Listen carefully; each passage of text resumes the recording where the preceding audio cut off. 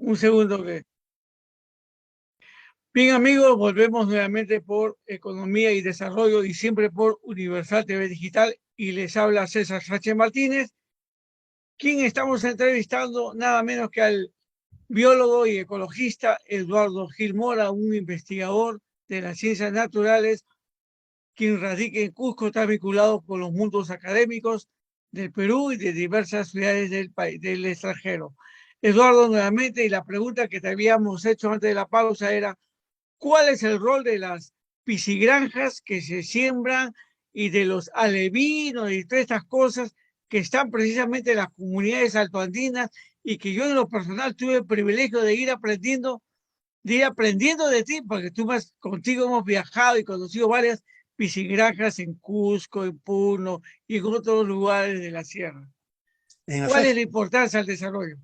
mira, mi estimado César, creo que es un tema sumamente interesante, habida cuenta de que hay un problema nacional de desnutrición crónica, de anemia infantil, etcétera, ¿no es cierto? Por lo tanto, nosotros siempre decimos, los suelos agrícolas son productivos, pero igualmente productivos pueden ser las lagunas y los ríos nuestros.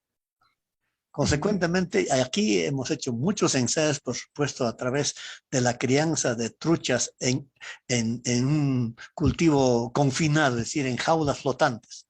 En cambio, el pejerrey, obviamente, libre en una laguna, en un lago. Pero hay una cosa que es interesante. Necesitamos, en realidad, que nuestros comuneros, nuestros hermanos campesinos, conozcan la tecnología. Y esa tecnología debe ser transferida desde las universidades hacia los sectores productivos, por supuesto, en el ámbito rural. Y vean ustedes, el pejerrey y la trucha son altamente productivos, solo que la trucha hay que confinarlos en razón a los siguientes: son enormemente especies depredadoras. Es decir, consumen, por supuesto, y pueden agotar, como ha ocurrido en algunos sectores, a la fauna nativa de peces, a esas especies nativas que tenemos en los ríos y en los lagos. Por eso es de que hay que manejarla en forma confinada a través de jaulas flotantes. Y obviamente eso sí se puede hacer. En cambio, el pejerrey, que también es una especie exótica, no es nativa nuestra, pero sí se puede utilizar porque es básicamente vegetariano en sus primeros estadios, en los estadios juveniles, y omnívoro en los estadios adultos. Pero nuestras lagunas son altamente productivas y eso es interesante. Si se maneja adecuadamente, obviamente podría, por supuesto, paliar, no solamente paliar, sino resolver, y habría un excedente para otros mercados. Pero también, mi estimado César, la piscicultura es una actividad interesante. Podría satisfacer. Hay que tomar en cuenta que la carne del pez es rico en proteínas y de fácil alimentación. Por eso hacíamos esa vinculación, obviamente, entre piscicultura y resolver los problemas de hambre, de desnutrición crónica, de anemia infantil, que azotan, que son azotes, que son situaciones crónicas que afectan a la población, particularmente a los de la tercera edad y a los niños.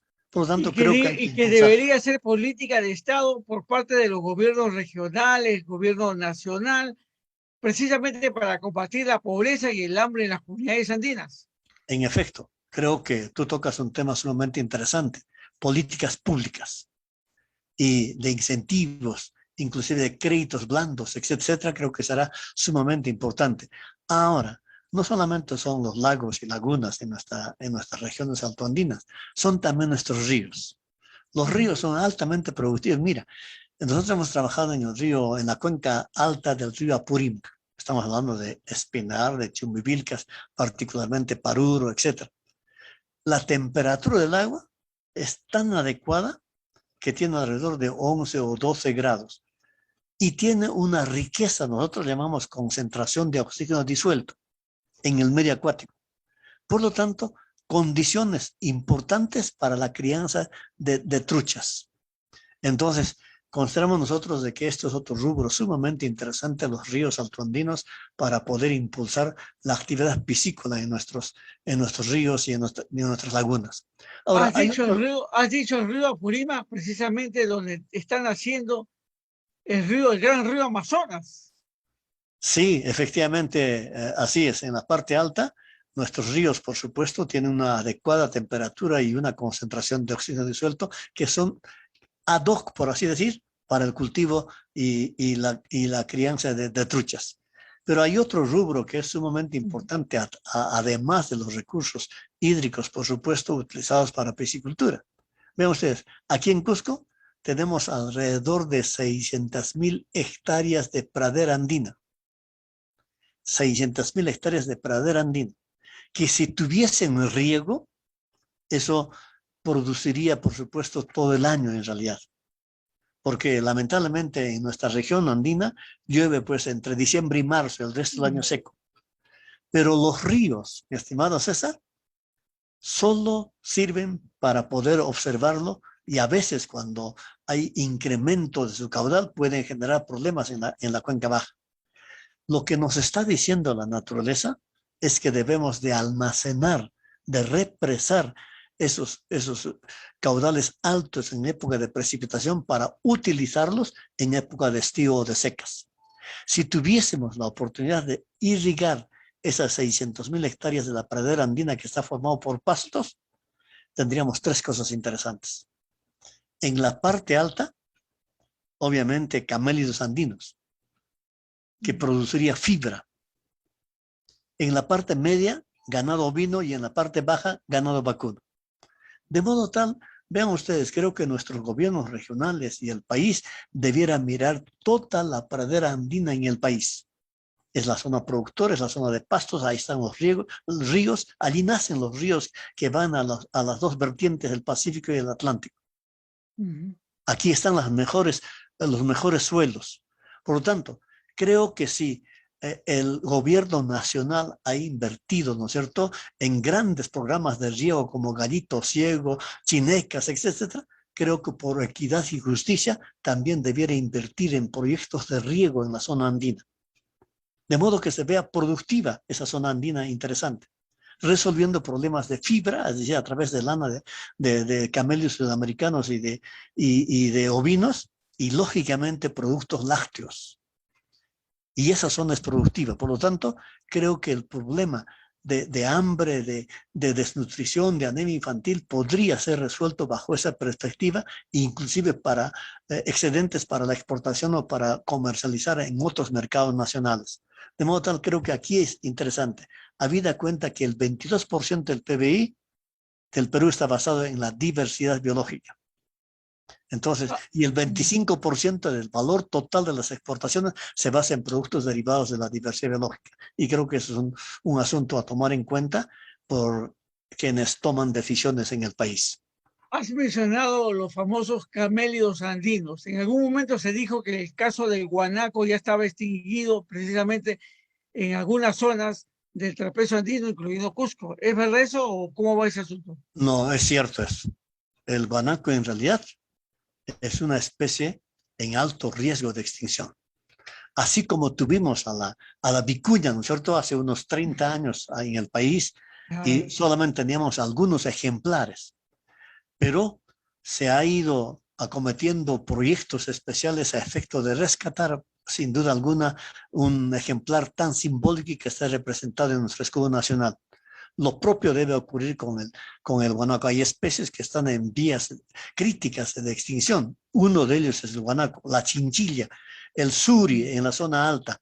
El suri es pariente, por supuesto, de esta ave australiana. El avestruz en El algún... avestruz, exactamente, ¿no? Eso es un pariente silvestre que tenemos aquí en el país. Y eso es, por supuesto, sumamente interesante que hay que manejarlo. Ya el Perú, a través del Libro Rojo de la Naturaleza de la Unión Internacional de la Conservación, ha señalado de que efectivamente hay especies que están en vías de extinción precisamente porque hay destrucción de sus hábitats. Y eso creo que el Perú ha entendido desde hace muchos años atrás y ha generado, ha creado áreas de conservación regional, áreas naturales protegidas, etcétera, para proteger precisamente esas especies. Y eso es ¿Y interesante. eso se debe a la destrucción total de su hábitat natural o simplemente a la caza furtiva? Bueno, la caza furtiva es uno de ellos, pero también los incendios, las quemas, las talas, el proceso de erosión de los suelos, etcétera. Entonces, son acciones, como al inicio decíamos, acciones directamente vinculadas a la actividad humana.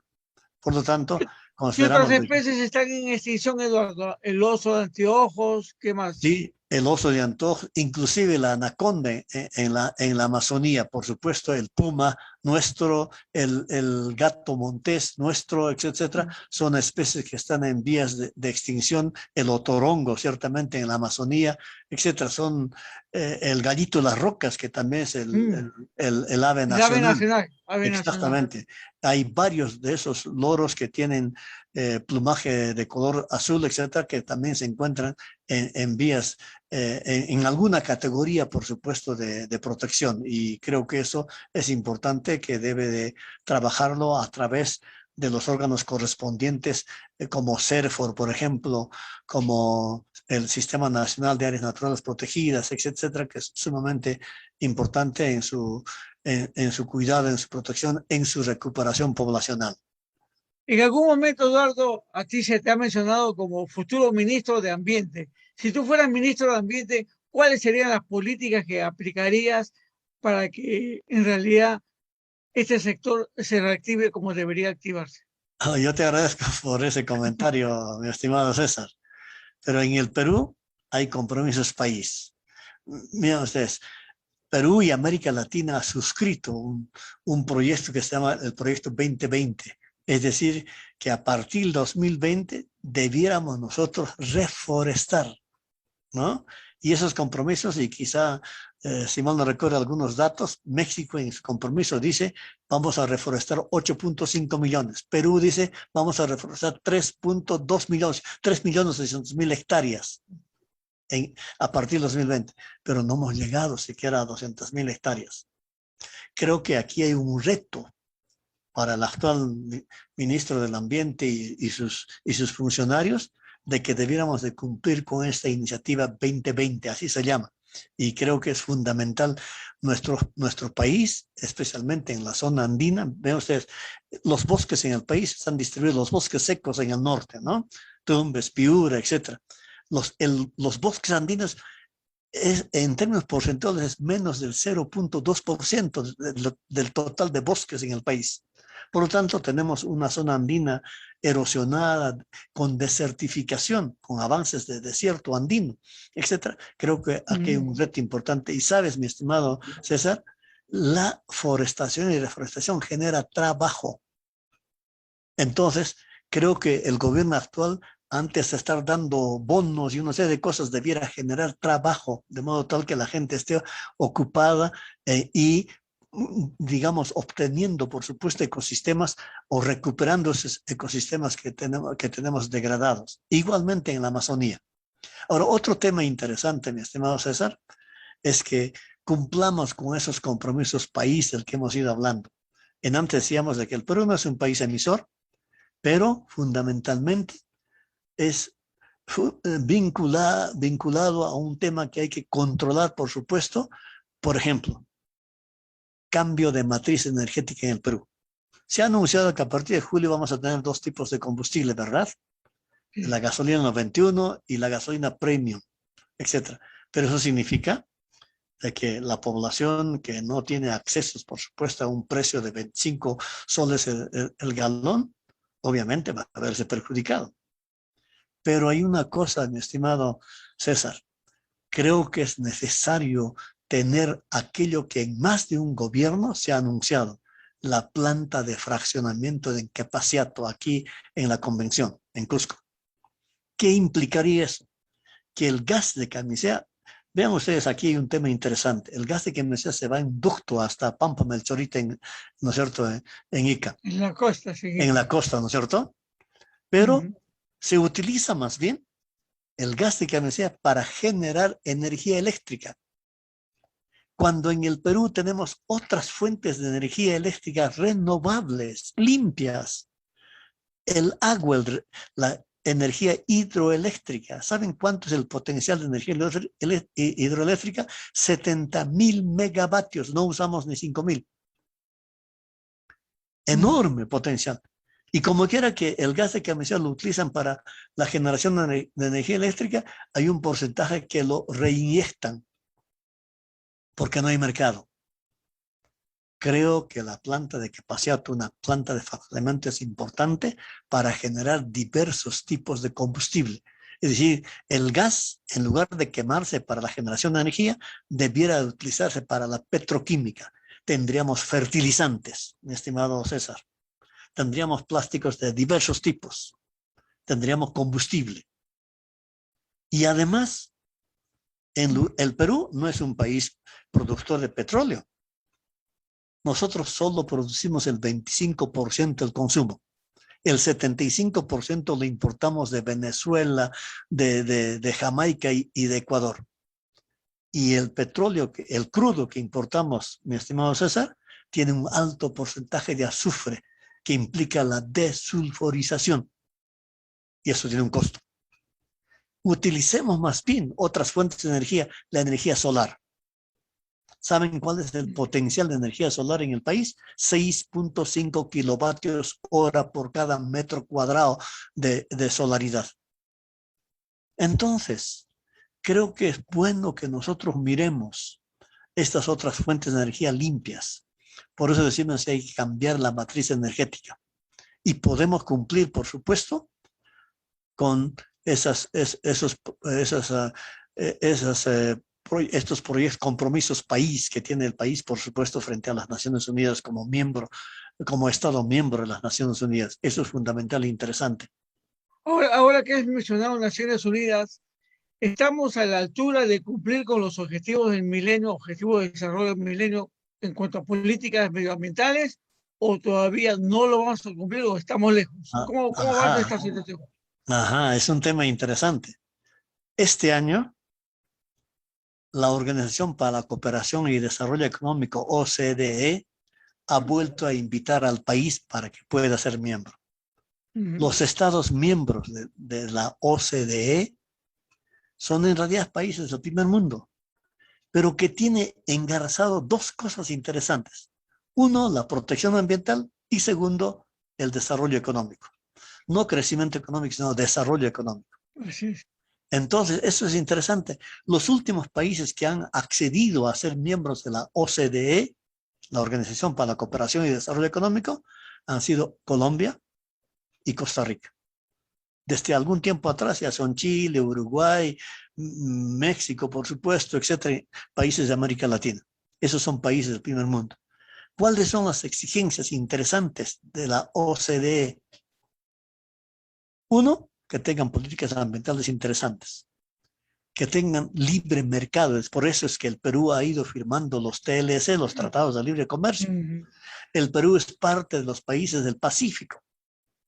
¿No es cierto? Por eso, exactamente, esos pasos han sido interesantes a efecto de que el Perú pueda ser incorporado a la OCDE. Desafortunadamente no hemos cumplido. Uno de los requisitos de la OCDE es precisamente la sensación de corrupción. Y hoy creo que notamos de que efectivamente ese índice de corrupción se ha incrementado enormemente. Otro indicador que exige la OCDE es la seguridad ciudadana. Otra vez, este indicador se ha exacerbado. Por lo tanto, creo que necesitamos trabajar en realidad en estos indicadores a efecto, por supuesto, de poder ir adecuando nuestros indicadores para formar parte de un grupo tan interesante como es esta Organización para la Cooperación y el Desarrollo Económico. Entonces, creo que aquí hay mucho que trabajar, hay responsabilidades directas desde todos los sectores del gobierno en sus tres niveles, el gobierno nacional, los gobiernos subnacionales o regionales y los gobiernos locales o municipales.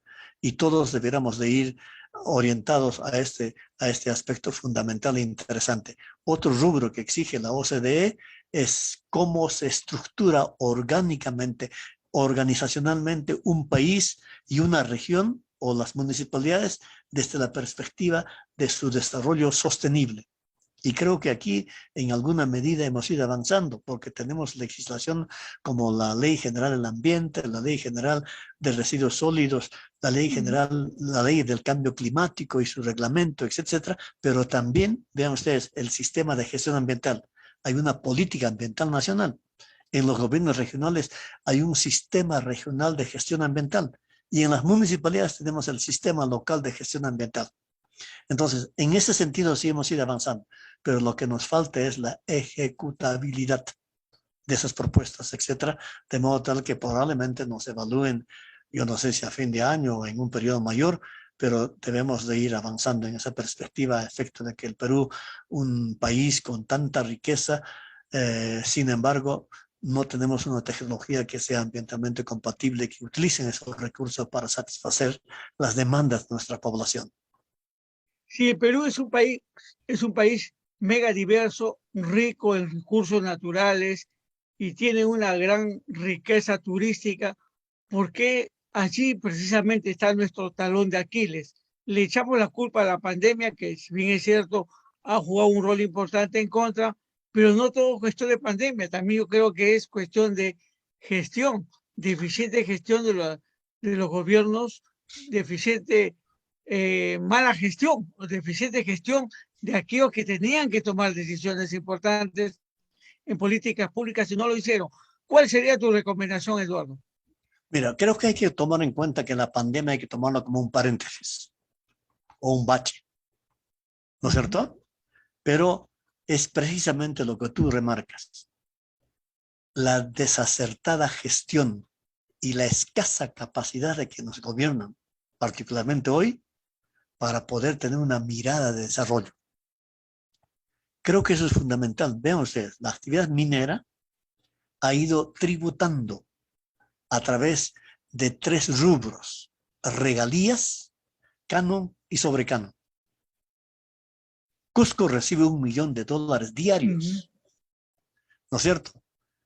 Pero vean ustedes, regiones nuestras que tienen una excepcional riqueza y reciben fondos de canon, obviamente son los más pobres. Si no, veamos Cajamarca, Huancavelica, Apurímac, inclusive Cusco.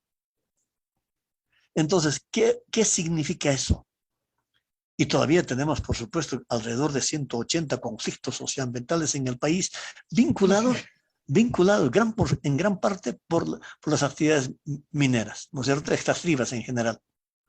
Entonces, ¿qué significa esto? Falta de gestión, adecuada gestión y capacidad de gestión. Entonces, creo que es interesante. La ley del canon es importantísimo. Vean ustedes, del 100% de los fondos canon, la mitad, es decir, el 50% va al gobierno nacional. El otro 50% se queda en el territorio regional, no en el gobierno, sino en el territorio regional. La mitad de eso va a la provincia donde se encuentra el recurso. La mitad de esa todavía va al distrito donde se encuentra el recurso extraído. 5% a las universidades. Entonces, vean ustedes, esta distribución de fondos canon debiera ser adecuadamente utilizada. Inclusive la ley dice que los fondos canon no pueden ser utilizados para pago de sueldos y salarios, sino debe ir exclusivamente al proyecto, a la ejecución del proyecto.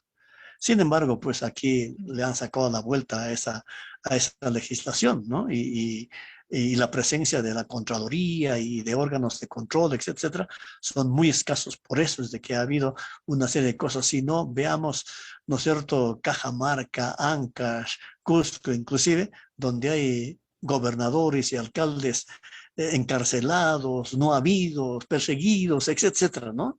Entonces, creo que eso es simplemente una inadecuada gestión de un recurso tan importante como los fondos canon.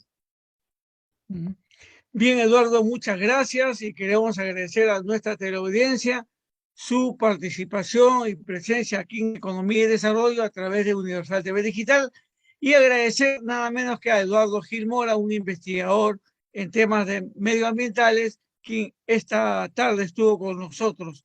Eduardo, gracias y esperamos que no sea ni la primera ni la última vez que estás con nosotros, porque se han quedado muchas interrogantes en el tintero y esperemos contar con tu presencia en los siguientes días. Siempre Muchas dispuesto gracias. a, Sí. siempre dispuesto a apoyarte, mi estimado César. Un abrazo a todos y muchas bendiciones. Gracias. Bien, gracias y nos vemos la próxima semana entonces. Okay.